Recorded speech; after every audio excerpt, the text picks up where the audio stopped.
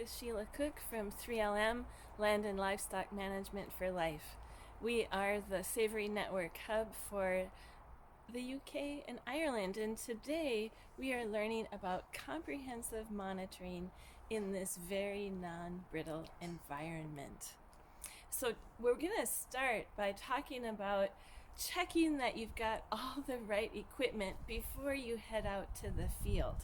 Because there's nothing worse than getting all the way out there and finding out you're missing a key bit. So you want your checklist, and let's go through it.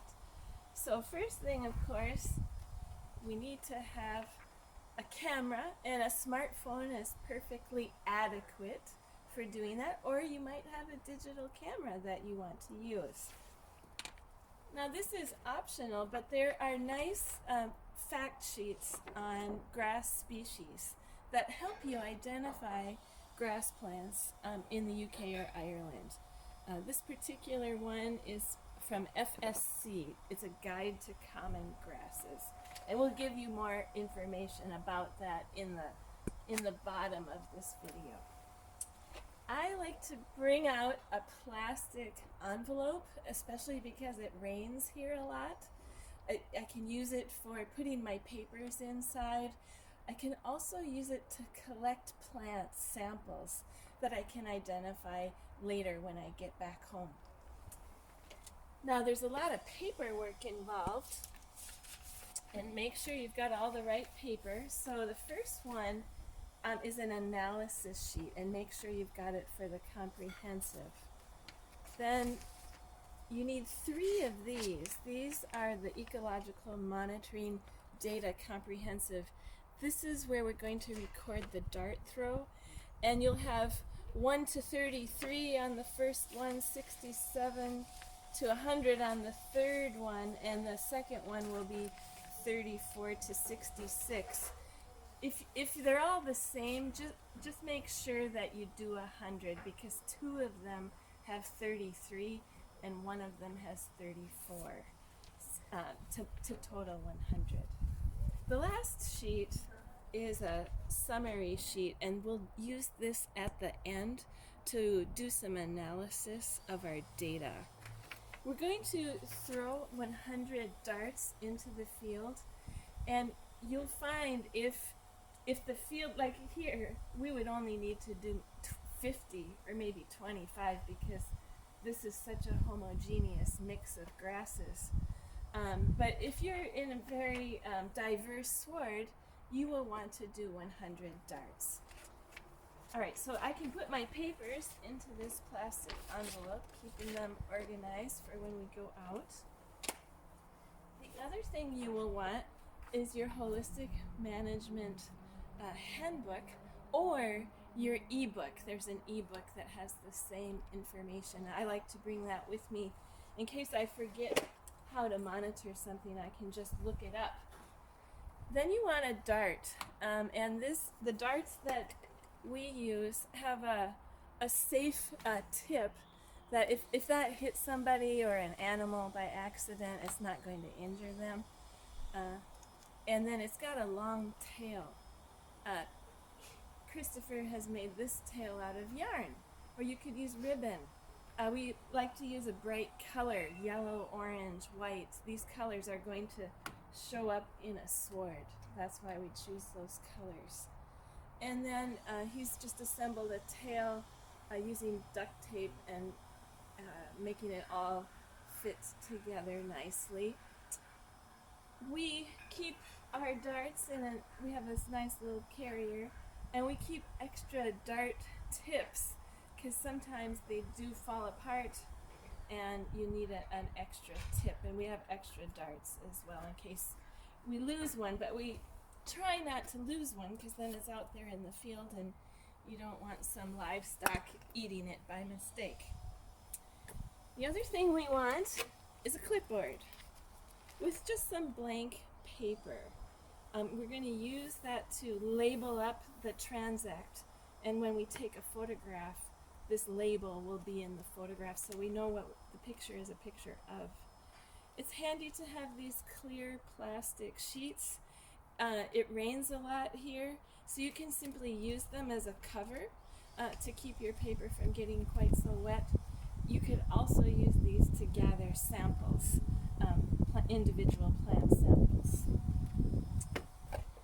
We use a GPS. This is a Trimble, and this is one piece of it. Here's the other piece. Then if you have a nice GPS like this, it enables you to identify the starting point of your transect so that you can be at the same place every year. You can also get a GPS on your smartphone, and for your purposes that might be accurate enough. This is going to be more accurate than what you can get on your smartphone.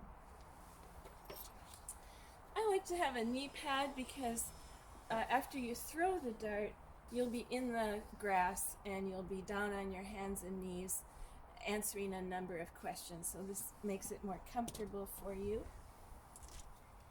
And then I bring an array of, you want pencils. Pencils work best in the rain. And you want some markers to mark up on the paper. And you probably need a rubber, and I bring a pencil sharpener just in case I need it out there. Last but not least, you need a bag to carry it all. Of course, let's use our groundswell bag. Hey, we're out in the field now, and what we're going to talk about in this segment is how to site our transect. And it's important to know the boundary lines of our transect and be able to know how to come back to the exact same place next year. Okay, so for the first thing is we want to choose a good place for our transect.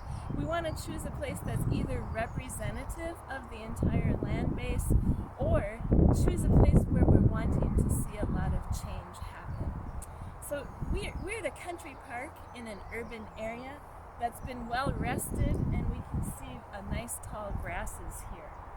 And this is going to be my start point. I am identifying this start point simply with a blue bag. It's easy to see. It will work well for doing this work. In the book it says we want to put a permanent marker here. We don't really find a need to put permanent markers in because we use a GPS, and you could site this with a GPS, and that would be good enough to come back next year and start in the same place. Okay, now the next question, we're going to be doing a triangle. We're forming a triangle. So how do we do that? Well, we use our camera to help us do that. And we've looked around this entire field, and we've identified a permanent landmark, which is this complex straight ahead of us. We're going to put that in the center of our camera, and then we're going to have about 1/3 sky and about 2/3 ground, and I'm going to take a photograph of that. I'll take a couple so you get a good one. Now, the endpoints of that photograph become the endpoints of my transect. So one of them is the edge of the far building there, and you can see there's an opening there in the trees. So that's one endpoint. The other endpoint is over here in the distance. I've got a whole stand of poplars, and the very right tree marks the right side of our transect. So our transect goes off in a triangle, and it goes all the way to the tree edge. So we have a quite nice large transect because we're going to throw 100 darts, so we need a quite large size in order to do that. Now the next thing that you'd want to do, if you want to be able to come back to the same place next year, is take a blank sheet of paper, and you want to draw yourself a map.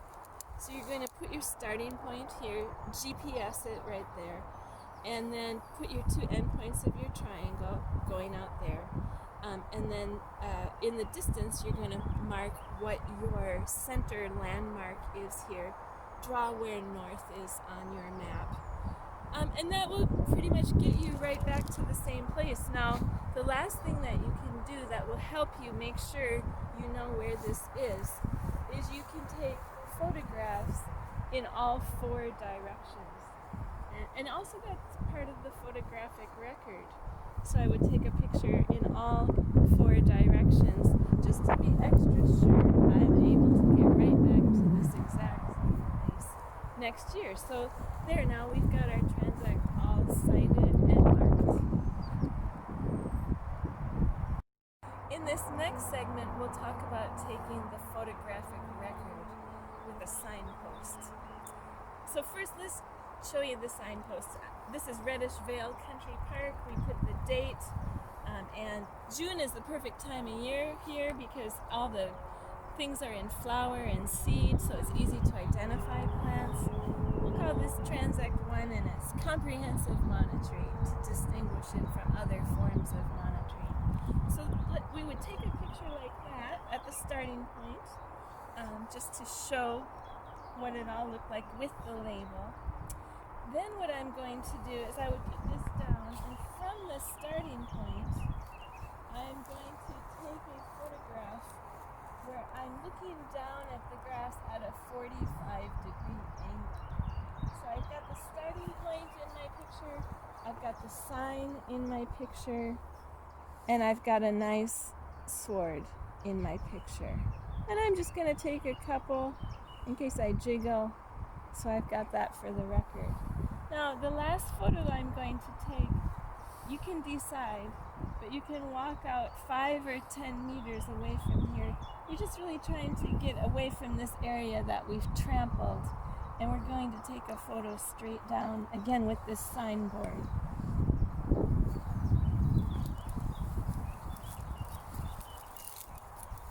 Okay, so I've gone off 5 meters.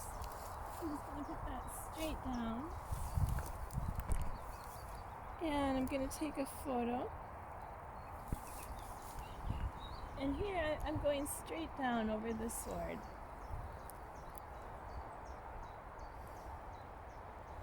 And double check that you got a good one. Yep, got it. So your photographic record is complete, and your photographic record is complete, and we are ready to start monitoring. Now we're going to label up our paperwork. So here's the first sheet. It's our analysis sheet, and I put it in big marker here so you could see it, but you put your property name, your transact number, your date, and I always write down the name of the person monitoring.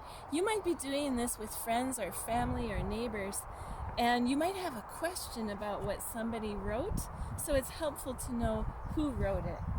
And the first question is, what are we trying to achieve in the area surrounding this transact? And it's talking about community dynamics, water cycle, mineral cycle, and energy flow. This is reminding us about what we've already said in our future resource base, in our holistic context. And it gives us a chance for everyone who's doing the monitoring with us to find out what exactly are we trying to achieve, so we remind ourselves. We don't need to do anything else just yet. That comes at the end. The next thing that we do is we label up one of these data sheets. Now these are quite large, so I find if I crease them in like that, it makes it real easy to open it out.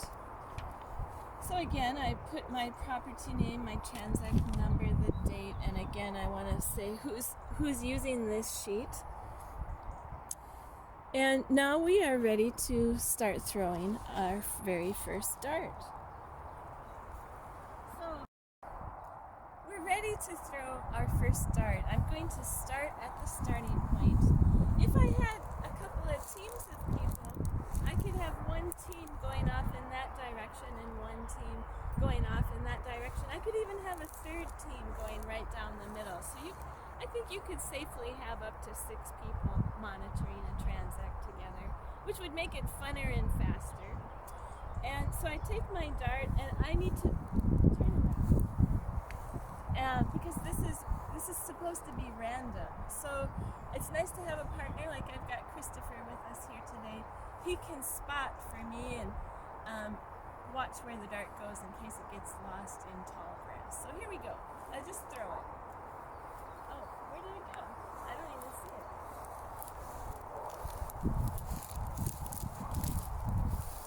Oh, here it is. Okay, so it's landed in grass. And the very first question that we have is, what did the dart point hit? Now in this non-brittle area, I'm going to have to part the grass to find out what the dart point hit. While I'm doing that, I'm going to be paying attention to animal signs. I already see quite a few insects flying around here, and I'll just remember that for when I have to do that.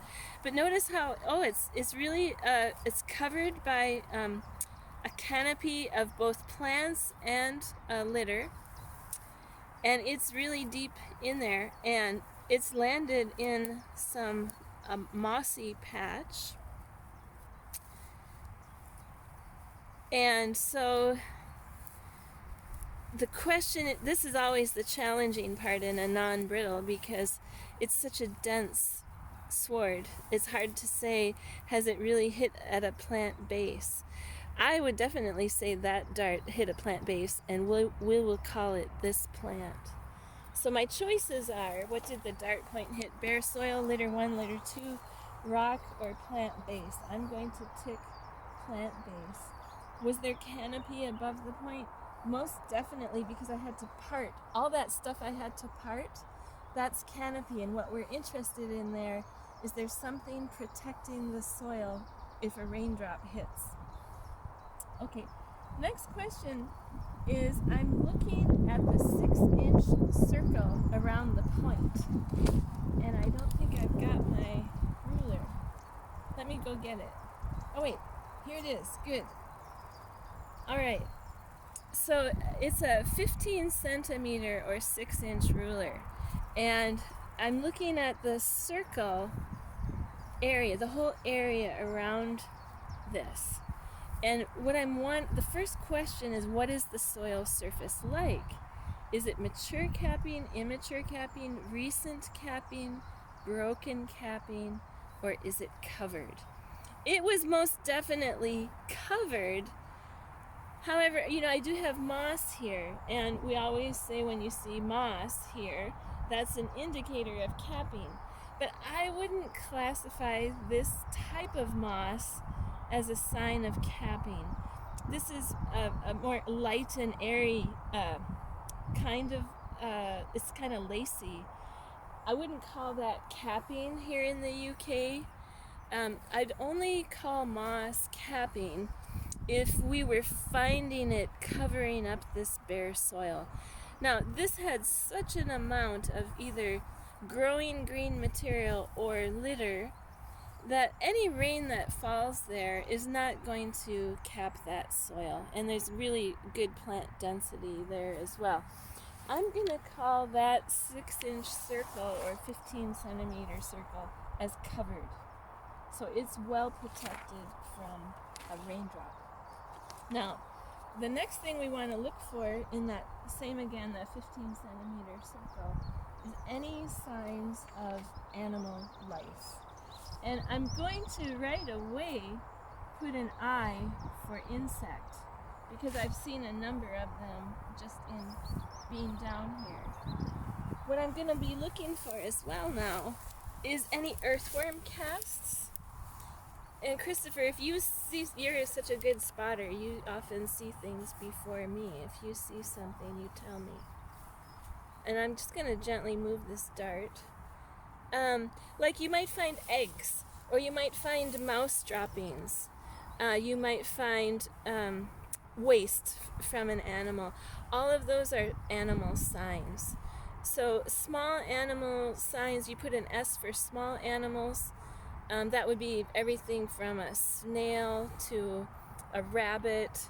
You put an L for large animal signs, like if there were a cow print here, that would be a large animal, or a deer print, that would be a large animal. We'd put an L for that. I is for insect, W is for worm, and usually that's going to be a worm cast. B is bird. You might find a bird dropping or a bird feather. But I'm not seeing, are you seeing any others, Christopher? Well, you've got the signs of the beetles that have been on those leaves, those broadleaves. Ah. You've got the signs there where the Okay. beetles have been munching their way through, still within that area. That's a good sign. And obviously when you come down into here, we're still not seeing any worm casts, but this is so densely matted. It's really dense, you have to put your fingers down and just feel. And what you also feel is the differential growth of the soil beneath these plants, because this is an area where the land is quite regenerative by the look of it. Right, so on this one, I'm just going to put I for insect life. Now, the next question relates to the nearest perennial. So I'm looking for the perennial, of course, that this dart hit. And it was this plant here. And the first thing I need to say, is it a grass, a rush, a sedge, a forb, a shrub, or a tree? And this is a grass, so I will simply tick the grass, and I'll put a Y for year-round. That means this grass is going to be green year-round. Now, the next thing is the distance to the dart. Because this is such a dense sward, there's no distance. We're going to mark it as 0. It's 0 centimeters distance. The next one, we want to know what's the habitat of this plant. We know this plant is a mesotrophic plant. In other words, it's middle. It's not growing in a dry habitat. It's not growing in a really wet habitat. It's middle. So we check middle. Now we need to describe its age. Is it a seedling? Is it young? Is it mature? Is it decadent or dying? Or is it a resprout? So it's not a seedling. A seedling would be something really short. It's probably young. And young can either be something growing from a seed, or it could be what's called a stolon. What a stolon is, it's a runner coming across the top of the soil surface, forming a new shoot. And that would also be young. Then the other one is mature. Now mature, this is mature. It's where, you've got a seed head. It's reached its full maturity. We don't have that here. It's still young. The other category is decadent or dying. You'd see yellowing or beige colored leaves. We don't see that. The whole plant is green. And then a resprout, that's coming from a rhizome. So a rhizome is something that shoots out from a plant but underneath the soil, and then comes out and forms like a new plant, but it's still connected to its parent plant. So I'm going to tick the box young. The last thing is its form. Is it normal, over-rested, over-grazed, over-browsed, or dead? This plant looks normal to me, so I'm going to tick that plant. You need to look for the signs of over-resting. Let's imagine that it had a lot of dead leaves. It had gone to senescence, and it was turning brown. And that would be over-rested. Over-grazed, you might have a pattern of severe grazing where it's maybe very short and stunted. We see often stunted grasses are a sure sign of overgrazing. Overbrowsed, there we're talking about a tree or a shrub. And then dead, just completely dead, is another category. If I know the species, I can write it down, or any other comments that I'd like to make note of in this particular dart, I can make note of. If I really don't know the species and I want to find out, I could take a photograph of it, would be one option, or I could pull it and I could put it into my collection bag and identify it when I get home. But you'd want to have a way then to label this was dart number 1. Okay, we're complete. So do you give a little cheer, Sheila? Yay! So now I'm standing up and I'm starting from the place where that dart landed. I'm not going back to the starting point. I'm just where I left off, and I throw the dart, and I'm gonna do that 99 more times. And we've found if you have 3 groups of people doing this, you could get the whole thing done in 45 minutes to an hour. Otherwise, if you're doing it by yourself, it's probably a 3-hour activity. Now, before we leave here, we want to take an opportunity to show you these other things that you'll see. Here's an example of over-resting. It's June. This shouldn't be here still. This is last year's growth.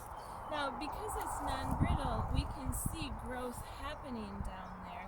But this is just a sign of very over-rested land. We know this land is not grazed and probably not mown very often. So we've got a lot of over-resting going on, and we can see the signs of succession going on over here where you've got young trees and shrubs popping up all over. Let's go over here now and let's talk about the difference between litter 1 and litter 2. What we have here, this is called litter 1. It's still up in the canopy. This litter is not touching the ground, and that's why it's not decomposing. This should be decomposed. It's from last year. So because it's still not touching the surface, here's another example of litter 1.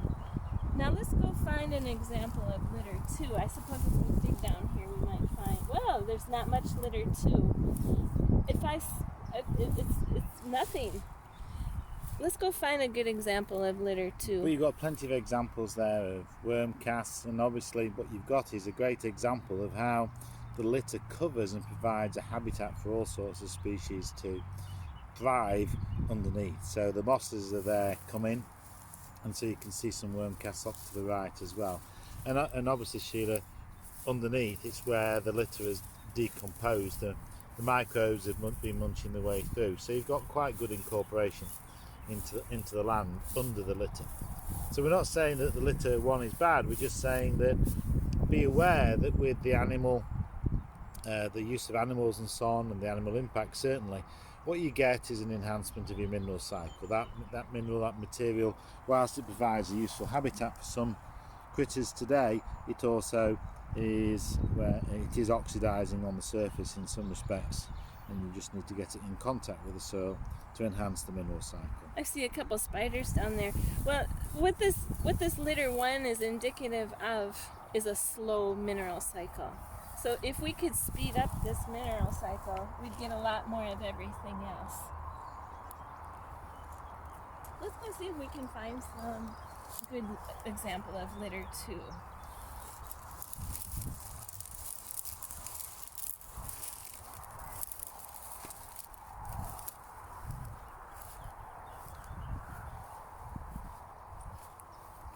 There's a molehill, Sheila, here for animal signs. Okay, good. So do you want to give your narrative? You can. Well, I was just saying, here's a great example of animal signs. We've got the molehills, and you do have the slug trails showing across the surface of the molehill. So there's certainly activity by the moles as they go out and select their juicy worms.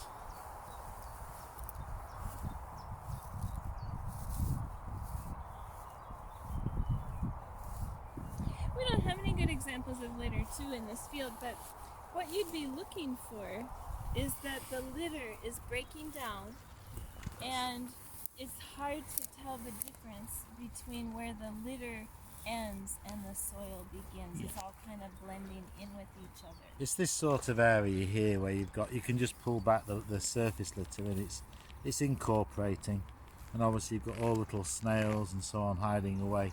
And obviously you can see, even though you've got all this cover, how that little bit of cover, that little bit of exposed soil suddenly becomes cracked and dried, and we start to do a bit of a more forensic investigation into what has this land been used for over the years.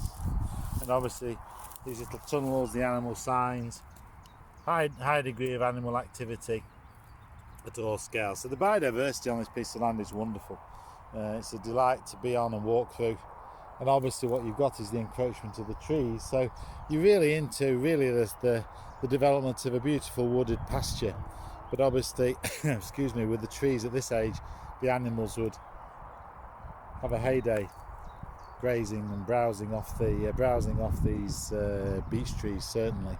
And you can see over there on the edge, Sheila, look how you've got the clear signs of a succession, the brambles going up towards the trees. So it's a great training field, and you can see over there the succession from the grassland that we're on at the moment, the succession with the brambles going up into the trees. So this will be a very different landscape with animals, but of course what we need to remember is it's all down to what you really want, whilst making sure that your ecosystem processes are vital. So remember that when we ask you what you want, what you really want, Sheila, it's what you really want, whilst enhancing and creating that vitality of your ecosystem processes. We're doing the finishing touches now. Imagine we've thrown our 100 darts. We can all assemble here in the field, or we could go back to the pub and do this in the pub. This would be a great pub exercise. What you're going to do first is total all the columns. And be careful how you do that. It's easy to find some math mistakes, like you forgot to tick a box or something. You'll have to, if you're missing any data, you'll have to go back and recreate it as best you can. When you get to animal signs, you're going to count up individually the different kinds of animal signs. So count the number of insects, worms, birds, small and large animals. Then, when you're done with that, then you'll have 3 sheets that's scored. Then you need to add each of those. And because you threw 100 darts, they're automatically done in percentages. So we start here at the soil surface, and we transfer what were the number of dart points that hit bare soil, and that becomes a percentage here. Then same for litter 1 and litter 2. Did it hit a rock? Did it hit a plant base? Was there canopy above? And we simply carry on through all of this, and all the data from the scorecard transfers over here. And then once you've completed all that, now you've got some nice data to do your analysis. And there's a good space here where you could make any other remarks about what you observed in the field that didn't show here in your analysis. Now the last piece is we get to go back to our analysis sheet. And the second question is, what progress have we made this year compared to last year? And again, we're looking at the 4 ecosystem processes. If you didn't do this before, you can leave that blank. Otherwise, pull out your data from last year and actually look at the photos as well and see what kind of progress you made. Then the next question is, what natural or management factors might have influenced what you are seeing on the ground? And that's where you need to think back on the weather. Has there been some weather? And has any use of tools influenced what you're seeing on the ground?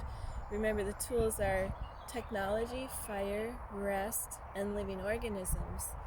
The big tool we're seeing here is the tool of rest, which is leading to succession. It's leading to over-rested grasses, which is then succeeding onto woody plants. So this is succeeding to a forest. Number 4, if adverse changes have occurred or no change where change was expected, what is the underlying root cause? So you need to think through what has your management been over the last year that has led to what you are seeing. Then question 5, what then are we going to change in order to move more towards this future resource base in our holistic context that we've named at the top of this? So it's a wonderful opportunity for this analysis and this conversation with a group of people who've done your monitoring together. I hope you have fun doing this. And please write to us down below on YouTube and tell us, how is it going for you? What have you learned? How is your land different to what you're seeing here? Thank you very much. Found an example of litter too, and it's a lot more moist here in the place than in the place we were earlier. So you can see this litter down here. It's decomposing and it's very moist. And if I keep digging and digging, I can't find where the litter ends and the soil begins. So that's what we mean by litter too.